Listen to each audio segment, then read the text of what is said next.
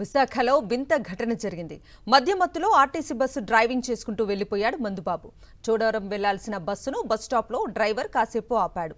ఇదే సమయంలో ఓ మందుబాబు బస్సు ఎక్కాడు. దర్జాగా బస్సు డ్రైవ్ చేసుకుంటూ జగదాంబ సెంటర్కు రాగానే ఓ కారును ఢీకొట్టాడు. దీంతో ప్రయాణికులు భయాందోళనకు గురయ్యారు. ప్రాణ నష్టం తప్పడంతో అంతా ఊపిరి పీల్చుకున్నారు. సదరు మందుబాబును అదుపులోకి తీసుకున్నారు పోలీసులు.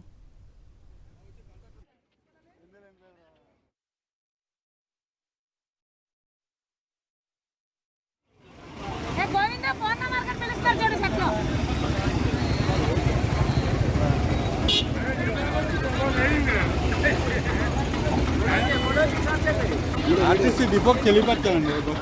వచ్చి కండక్టర్ వచ్చాడు. కండక్టర్ బస్ మీద ఒకసారి